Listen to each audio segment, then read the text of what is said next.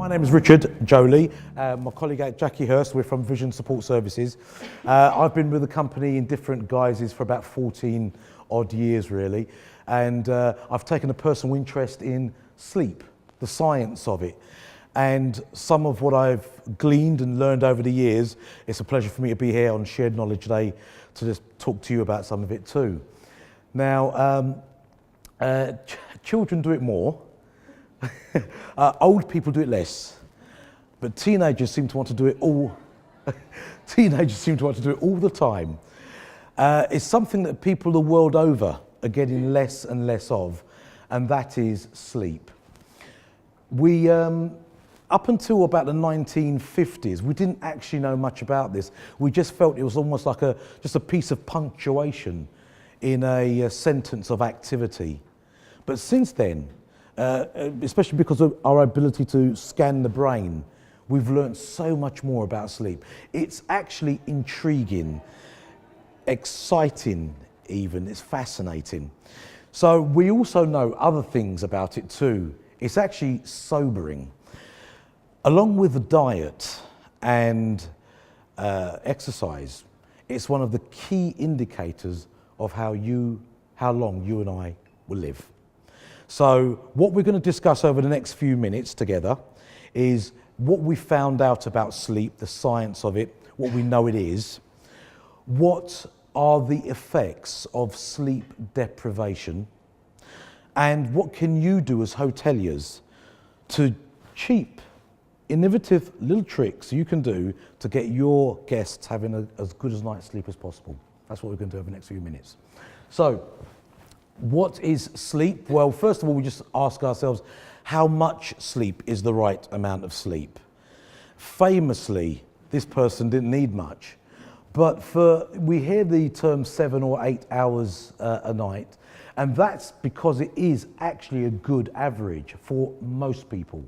But if you find yourself needing a lot more sleep than that, get it, because that's what your body's telling you.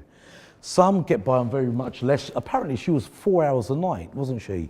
And if you're fortunate, great, because people of that nature have often risen very high in business and politics and in other spheres, just because they've got more hours available to them and good on them. But for the majority of us mere mortals, that's the facts. We will spend probably, if we get to 80, about 25 years of it in bed.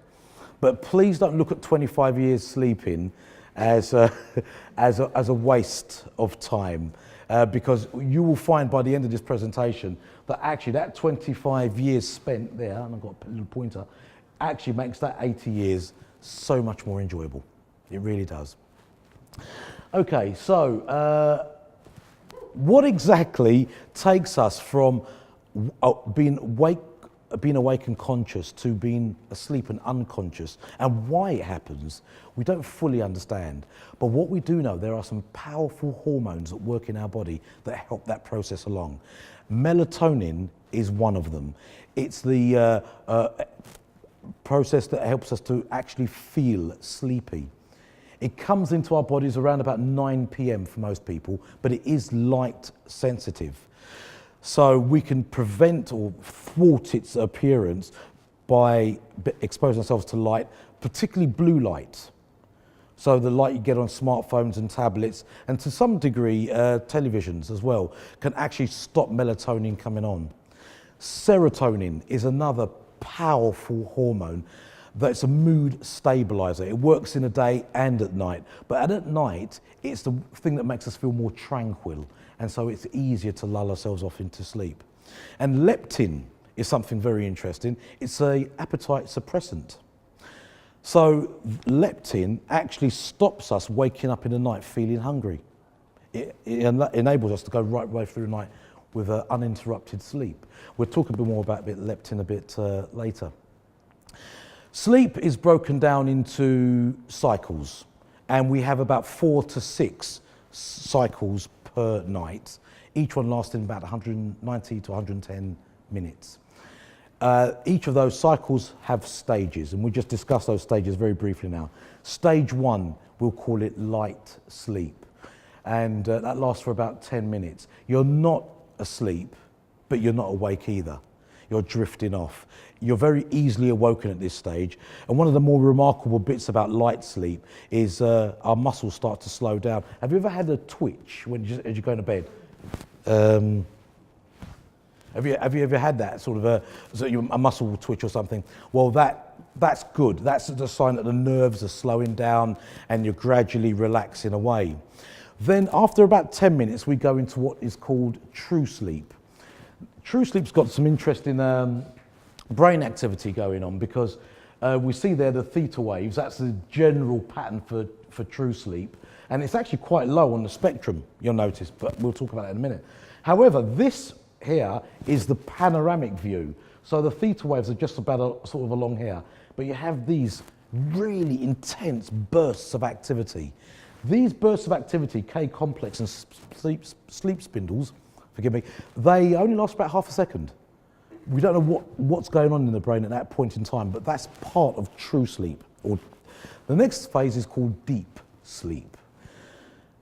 The most remarkable thing about deep sleep is that our heart rate and our blood pressure are at their lowest levels and our breathing is at its slowest. But it seems to be just a stepping stone to a very, very fascinating bit of sleep called delta. Now, I'll just talk to you about this. We see it's below 4 hertz, just to help you understand just how low this frequency is. We hear, humans can hear, at about 20 kilohertz, nothing more than that. That's our lowest hearing frequency. That is 20,000 hertz for those who don't know. We can feel at about 4,000 hertz. So 4 hertz of brain activity is some 1,000 times lower than a human can feel. If it was any lower, it would actually be brain dead. Now, it's at this stage of sleep that is dreamless. Scientists know that. And yet, even though it's dreamless, if you sleepwalk or sleep talk, it will happen in delta sleep. If your child wakes up screaming in a terror, it will happen in delta sleep. It's interesting, isn't it, when there's no dreams. If they wet the bed, it'll be likely in delta sleep. And it's during delta sleep that somebody's hardest to wake up at that point. But delta sleep, you know, we talk about beauty sleep. This is what this is all about. Because our body is replenished and rejuvenated during delta sleep. The immune system is improved, our regulatory systems are realigned, cell damage is repaired. Even our ability to feel empathetic and be intuitive are all restored and replenished during delta sleep. It's an awesome stage of sleep. In fact, it's so good that people are experimenting with recordings, subliminal recordings called isochronic tones and binaural beats. Basically recordings that help our brain to produce delta waves because the replenishment and the rejuvenation properties of it are so good. And some people say they actually work and it's very, very good. But this is where we get our beauty sleep during this particular phase. Then it goes on to a very interesting little point, and that's the REM sleep, which we probably have heard a lot about. Have you heard of it before? Rapid eye movement, rapid side-to-side movement of the eyes. Eyes are shut, our heart rate and blood pressure increases, our breathing becomes more shallow at this point, and our muscles are paralyzed. There's a neurotransmitter called gamma immunobutyric acid and glycine. Yeah, I know. You've heard of it before. And these actually paralyze us. Have you ever been in a dream where it was an uncomfortable or frightening situation, but you wanted to get away, but you couldn't? Do you know why you couldn't get away? Because you were paralyzed. If you were not paralyzed, you would have probably run out of bed and smacked into a wall and hurt yourself. It's the body's way of keeping you in bed during those moments. It's really interesting. And it seems that during the REM phase of our sleep, much of the filing is done in our brain too. So all the things that we've experienced, like what we've touched, tasted, heard, smelt and seen during the day, any thoughts that those experiences have triggered, and any feelings those thoughts have led to, all of that data, I mean, if you could quantify that data in computing terms, it'd be immense. All of that's been filed during REM sleep. Now, it's worth just talking for a moment about dreams, because REM is dream phase. If you can remember a dream when you were sleeping, it was likely happened during the REM phase. Now, the Freudian principle of dreams seems to be that if you, they're an insight, if you like, into hidden emotions and desires. And I'm not going to argue with that theory, but I did hear something very interesting that might be an alternative to dreams. Because during the night, our brain, for once, has nothing conscious to focus on, unlike it does during the day. It's always occupied during the day. So, as it can almost become freestyle. In the day, it's a well-behaved supercomputer called Max, but at night it becomes Maximus. And it can put away all this, and it can freestyle. It's got nothing holding it back. So as these packets of information are being filed, as our short-term memory becomes long-term memory, some of these packets of information come into contact briefly. And that's where the surreal bit of our dreams occur. Bits that shouldn't connect are connected in a dream. And we're floating, but we're driving, and we're eating ice cream, but we're being chased by a fire-breathing lamb, or something of that nature. And it's generally tends to be the bits in our dreams are all normally something that's happened to us during that day, but just coming together in random bits. It is absolutely fascinating. That's some of the things we know about sleep. I mean, it is actually a fascinating science. What are the effects when we don't get enough? Sleep deprivation. Well, this is a well-connected thing, obesity. And there's a sort of a logical reason and not such a logical one. A logical reason is that leptin we spoke about earlier, the appetite suppressant, that happens at night while we sleep. If we are awake, we're not taking advantage of what leptin can do for us. So we're likely to take on board calories that we really shouldn't be taking on board, okay, if we don't sleep. That's an obvious reason. But I'll just quote you this from the a university in North Carolina, the Wake Forest School of Medicine. They reveal that irregular sleep patterns can lead to the buildup of unhealthy fat deposits around our vital organs. We know what that's called? Visceral fat. The hardest kind of fat to shift. Why that happens, we don't know, but it does. If we don't have enough sleep, we'll find it very much harder to lose weight. Heart disease has now been linked with sleep deprivation too. And there's all kinds of technical reasons, but for just plainly put, we mentioned that your heart rate and your blood pressure are very low at their lowest levels during sleep. If you are awake, you're not giving your body the rest, the circulatory system, the rest that it actually needs. It's on the go far more than it should. We're actually lining up future problems. Free radicals. There's been a lot in the press about free radicals. They're basically atoms with renegade electrons that are rogue. When they touch other cells, they damage them. If they're there long enough, they'll damage them irreparably. Our sleep, HGH is human growth hormone. It's released during delta sleep.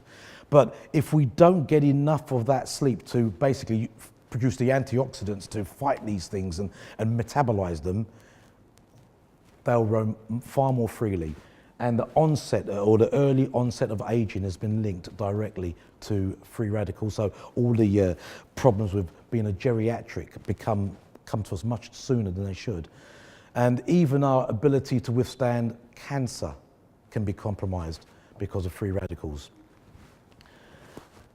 Even things like coughs, colds, and flus. If we find that we are picking up bugs very easily, and they seem to be affecting us a lot, it's maybe our immune system is compromised. It's not having time to be replenished while we sleep. So it's something to think about too.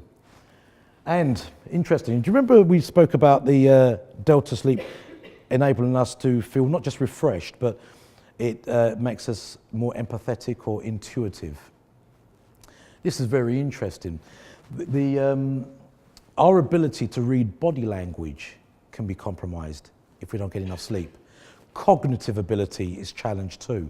There was a DJ called Peter Tripp, who in the 1950s or 60s, he actually slept for, or stayed awake rather, for 8 hours, 8 days solid. At the end of 8 days, he could not recall the alphabet. It's interesting.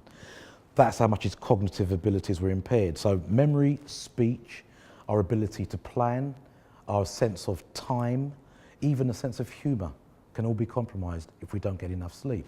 Now this is going to be, I'll just read you this, another study that was done by Washington State University, who have an advanced sleep research department, and Pennsylvania University. They took 48 healthy adults who all slept between 7 and 8 hours. That was their normal sleep pattern. They split them into 4 groups. Group 1 was kept awake for 72 hours, 3 days. Group 2 was given 4 hours a night sleep. Group 3, 6 hours. Group 4 slept normally. At the end, the worst performing group was the second group, the one who had 4 hours a night sleep. But this is where it becomes really interesting. The participants in the group realized their cognitive abilities were tailing off, but then they thought it plateaued. What they didn't realize, the studies were showing that they were continuing to fall off, but they just couldn't see it in themselves. Now think about that in the workplace, where EI, emotional intelligence, is such a valued commodity. It's more as valuable as IQ, in fact. You're not able to read the body language of your colleagues and what they're really telling you. So you see a look from a colleague, and it's a positive look, but you interpret it, because you're tired, as a neutral look, or a neutral look becomes a negative one. In terms of career progression, that could be disastrous.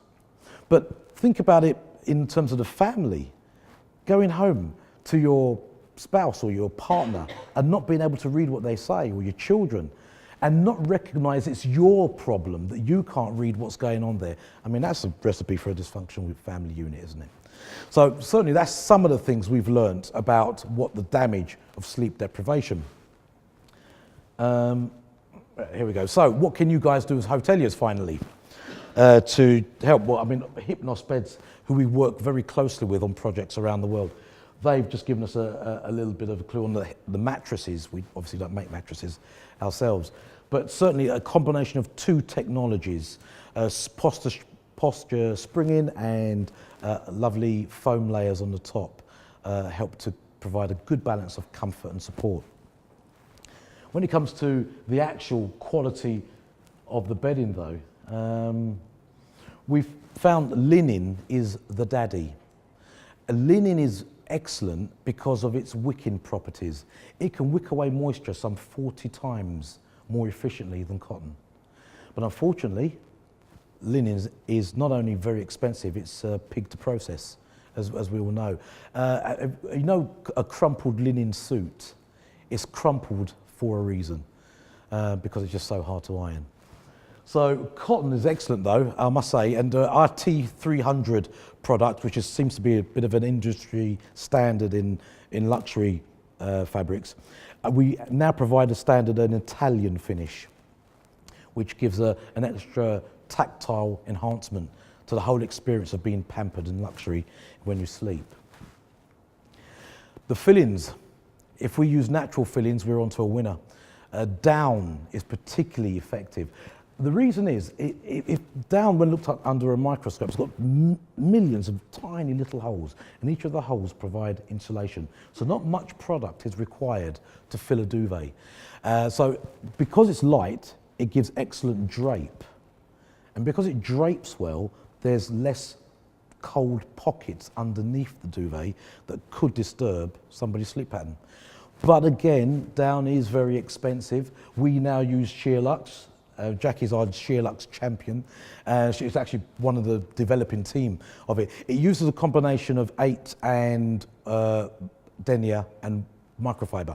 Below 1 denier is microfiber, and we blend that together to make an excellent product as a man-made product. It drapes very well, and because we use a high-quality cotton cover, the moisture dispersion is also enhanced on that too. Just a sort of thing on pillows for a moment, because do any of you offer a pillow menu in your hotel? You're nodding, do you? Have you ever had the choice of a pillow menu when you go into a hotel? Did you know which pillow to go for? No, and nor did I. And that's one thing as hoteliers perhaps we can help our guests with, because you're faced with a pillow menu. Which one is the best one for me? Well, there's no hard and fast rule, but there is a rule of thumb that we can apply. If you sleep on your side, if you think about it, you need a firm pillow because your head and neck need support because they're raised. If you sleep on your front, you need the very opposite, a soft pillow, because a firm pillow will actually put an exaggerated arch into your back. And if you sleep on your back, you need a combination pillow, a medium pillow, which will give you some support there, but not too much. There's something else is supposed to happen here. That's it. And so that's on a pillow menu. What else can you guys do? In-room dining. Think about having a sleep menu on your in-room dining menu. And some of the things you can put in it are excellent. Bananas and almonds. Both of them contain tryptophan. Tryptophan works excellently with serotonin. It's an amino acid, but it helps produce that to produce a calming, a relaxed effect. Cherries help increase melatonin, which is another, as we say, it helps us feel tired. And if we haven't got fresh cherries, cherry juice can do the same job. Teas are excellent. Chamomile tea is well known for helping with sleep, but so is valerian tea. And do you know what I do? When I know I have to go to bed, but I'm not tired particularly, I will put the kettle on, put a valerian tea, and just let that brew. And whilst that's brewing, I will slowly eat a banana. And I eat it slowly because I eat everything quickly because I'm always rushing around. So I'm actually telling my body I am now slowing down. Try it. If you're struggling to sleep, eat a banana, drink a cup of valerian root afterwards. It is fantastic for a brilliant night's sleep. Yeah. Yeah, no, go on. Yeah, no, I was asking a question now, go on.